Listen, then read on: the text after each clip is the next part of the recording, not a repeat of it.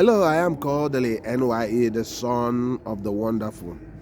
Thank you for joining us again, and I wish to use this opportunity to congratulate you on helping us to on the path of growth. And I must tell you that your support is so much needed. And today is another round of street blogging, and where we discuss a lot of things that pertain to our homeland and other things. And what are we talking about?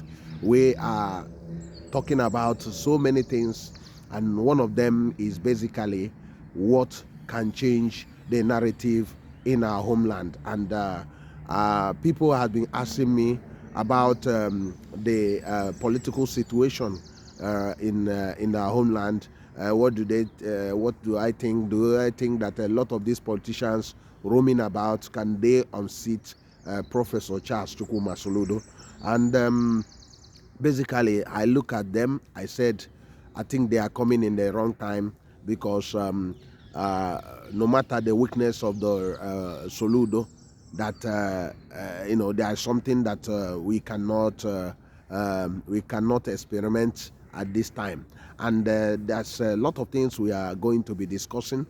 Before we do that, please like, comment, share, and subscribe. And as you do that, we will reach a wider audience.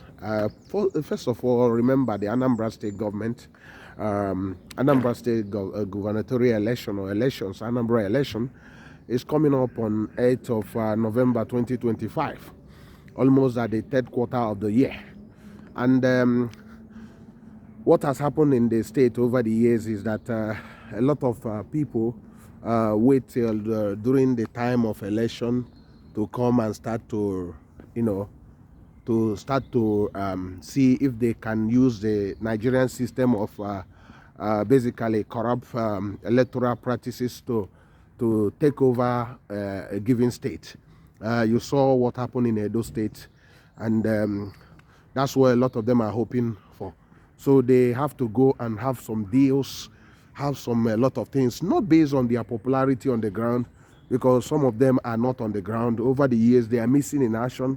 They don't show themselves as opposition, being on the side of people, proposing policies that they can actually, what they can do to the people.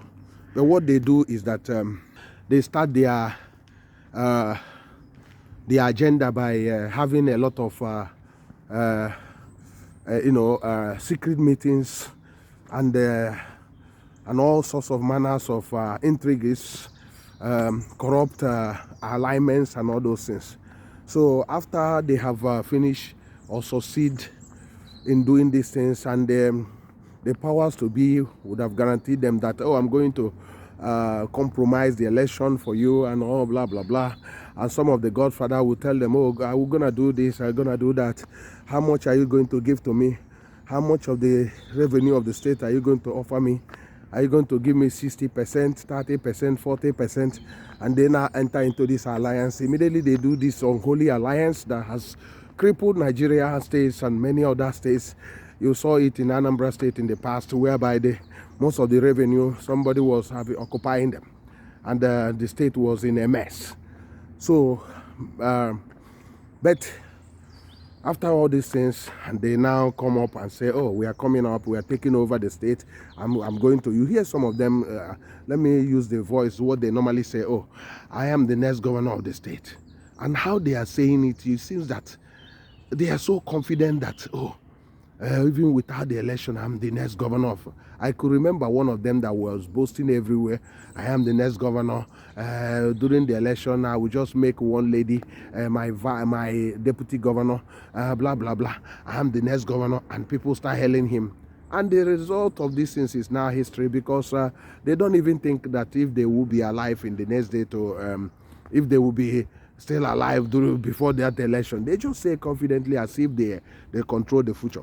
But what are we talking about? We are basically talking about this coming election, and people are asking, do you think Anambra is ready to change Soludo? I basically look at what is happening at the moment, that in spite that Soludo was a bit slow and other things, that I am yet to see somebody that is that can actually galvanize the state at the moment. And because of Nigerian political scene, that anybody coming now will cause a lot of instability in the state because they are not on the ground. And think about that. Let's say that a party they call APC or whatever that come up, you can see that the structures of the state, there's nothing like APC in the state. And most of these states, the parties are not really existing in the Anambra state at the moment.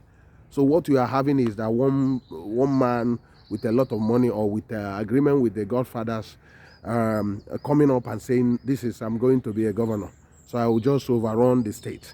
And this, because the Anambra state has suffered enough, I don't think from the position of things, how the people are talking, you can see that the people are not actually talking about changing the present governor at the moment. In spite of areas of his failing, but they see that there are a greater future sticking by him to complete his tenure. And also, based on the zonal arrangement in Anambra State, it will be very, very difficult for anybody at the moment to alter that, because that has maintained the stability of the state and has made the state a workable state and has made the state quite united. And some people talked about, how about the Ozigbo? You can see that Ozigbo was a lightweight politician.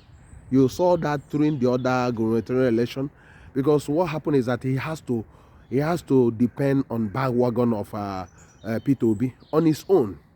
He might even lose in his town. He's from Agwata local government, Amesi. So Ozigbo might even lose to Soludo in his own town. Why?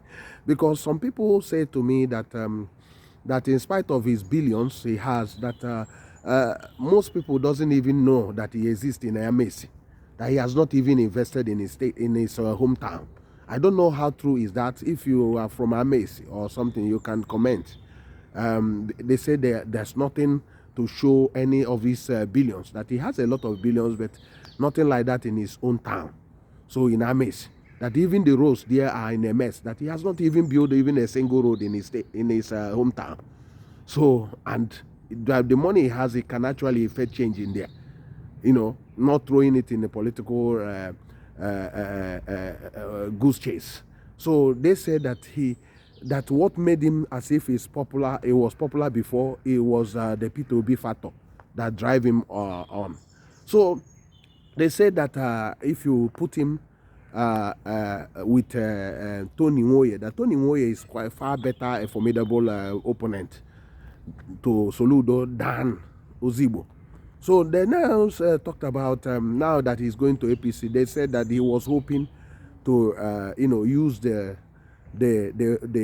corrupt manipulative powers of the ruling party in order to effect change, but that will not work, because already that Soludo is actually part of the government of the day in Nigeria. So basically they talked about a lot of scenarios. They talk about Okonkwo of United Nigeria. They said that one is not actually in there.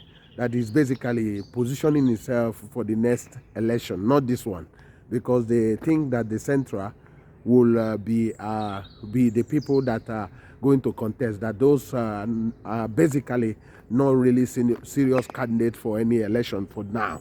They are just there for what they are doing political alignment and getting ready for the next 4 years. After the 4 years of this, that is not this election, they are positioning themselves. They are just trying to make themselves relevant. But what I'm not want to ask, that if you want to make yourself relevant, why not go to the grassroots and start doing the real thing that people need? There are a lot of people, a lot of villages that have no water. There's no good schools. There is most of their roads are not in a good shape. Why not take like 10 kilometers of roads, and do that? Something like 1 kilometer every 6 months, 1 kilometer every 6 months, and within some time you finish almost 10 kilometers of roads. That this will impact the people. People will know that you have arrived. And this is my own take on this. For me, in this channel, we believe that Professor Charles Chukwuma Soludo We are not his lamb dancers, or we are not his supporters. I don't even belong to his party.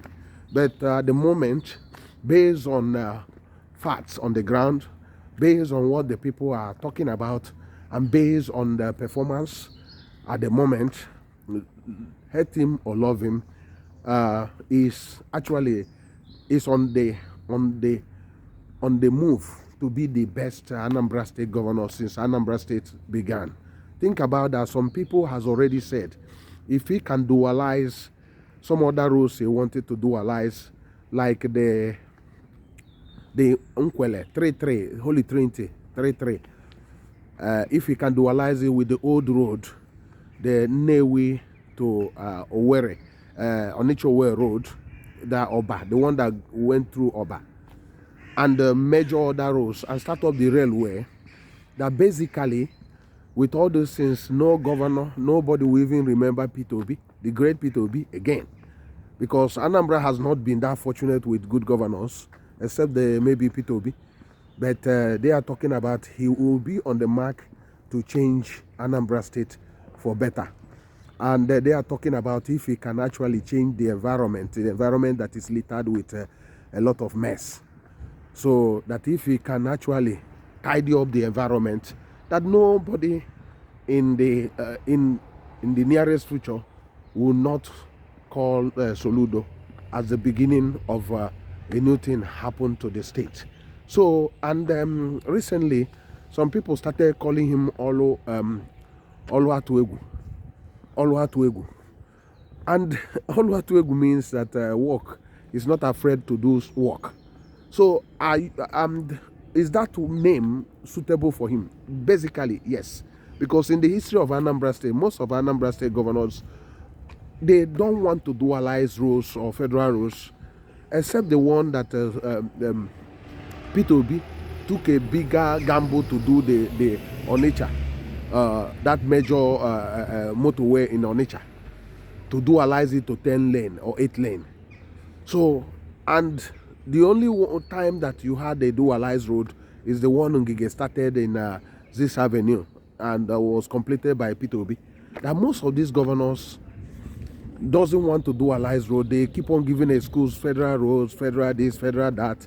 Whereas the Anambra people were basically looking at other states with massive dualization of their roads, massive dual flyovers and all those things.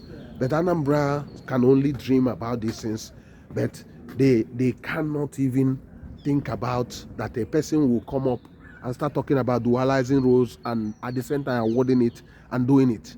So that's what they are saying, that if we continue on this thing, this is the first time that in the last administration of Willie Obiano, they were asking Willie Obiano, look at what is happening in Ebonyi State, where Ebonyi State is dualizing road, doing mega roads and all those things.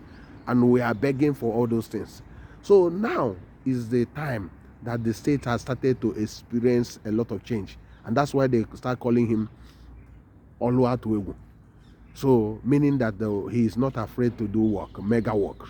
So we hope that the Anambra will continue to grow and to experience growth, and that we believe that at the moment there is no need of change, because the governor is actually moving, but he need to improve for sure. He need to improve. He need to quicken things up.